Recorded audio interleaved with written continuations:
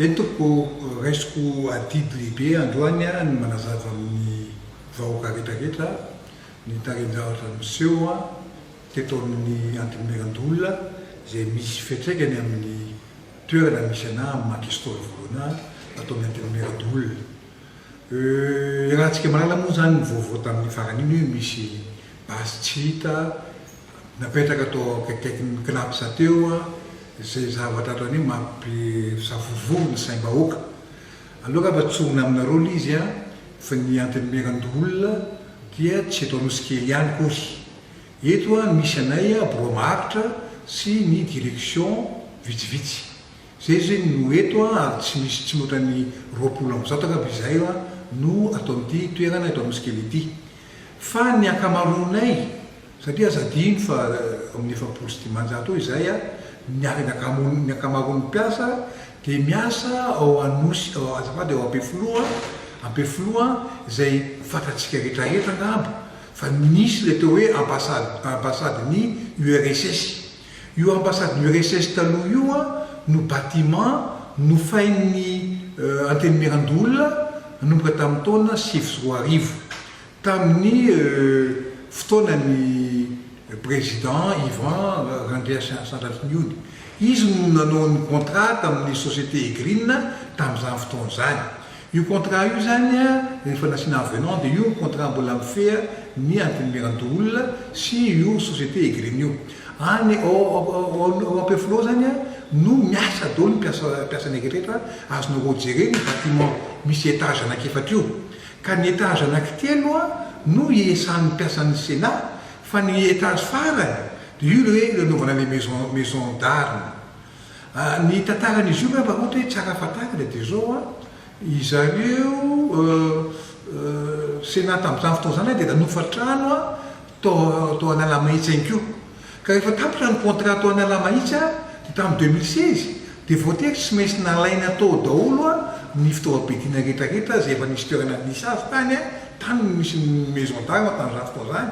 Fa rehefa tapaka le contrat zany, contrat de bail zany dia mazava loatra fa tsy maintsy nafindra ao dia nafindra ny zareo Maramila. Azadinonareo fa io maison d'armes io dia zareo Maramila ihany, ny directeur en sécurité zany sy ny équipany no migeren'izy io. Amarino tsara zany fa toerana stratégique be io maison d'armes io. Tsy azo ikidiranao ny directeur en sécurité sy ny équipany Maramila ihany no mahazo miditra ao. Zay ngamba tokony ho fantatry ny rehetrarehetra tsy misy mpiasa mahazo mitsofotsofokainy fa dia zareo ray manontolo io zareo no manana fandaminanao amin'izay baiko azy ny avy amin'ny lehibe any amin'ny RTS sy any amin'ny kafa zany. Zay ngamba no tsara azo hita.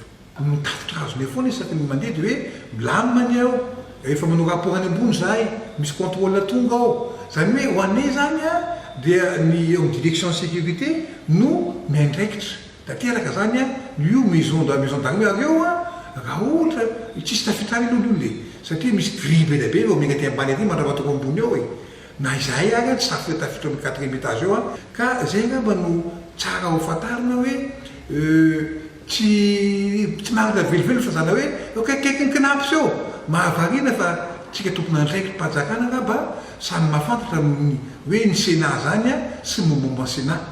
Ngamba vao tamin'ny 2018 iny tsika efa nafarana nisy atrantranga eto misy nateur satria azadino fa ny président commissionnaire rehetrarehetra dia iny ny braony miaraka amina sénateur ihany koa zany sy ny bureau ny Tananarivo membre ny Tananarivo amin'ny Sénat zany dia ao koa ny braony. Zany hoe efa nisy atra eritrretra teny samy nahita daholo eto amin'ny Sénat Ampefiloha nisy inyrehetra ka magaga ny filazana hoe akaiky koa ambany badika eo misy toerana nametrahana fitaovana. Fa eto zany amin'ny questionnaire tompon'andraikitra voalohany amin'ny resaka patrimoine sy ny logistique atao amin'ity akoatra sanako ny budget sy ny fitantanana mpiasa dia milaza amintsika rehetrarehetra zany fa ny zavatra misy zany dia misy maison d'armes io tsy misy mahazo miditra ao tsisy mahafantatra an'io zay firy ny basy io firy munition fa aferan'ny any amin'ny zareo any amin'ny RTS io sy ny miaramila zareo no fandamina sy mahafantatra ny anatiny ao.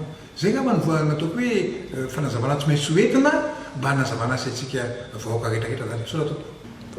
Ho toy ny fanazavana indremana question atao mikasika amin'ny resaka basy dia tianay mba hitona fanamarinana sy fanazavana manolona ireo fiongazety na antsoratra io na amin'ny télévision na ambava satria milaza ireo gazety ireo fa sy nyreo vaovao ireo fa nisy basy very tao amin'ny sénat zay ny antony natonga ny directeur de sécurité ny sénat nametra-pianarana io basy ireo rehefa jerevanay ato nametafitra anay ny directeur de sécurité zay nametra-pialana io dia manamafy izy fa efa tamin'ny 2006 2007 2009 2011 very le basy reo ary tamin'ny 2006 dia anakiroa mivery karazany basy reo dia PA dao hoe pistolet automatique izytsika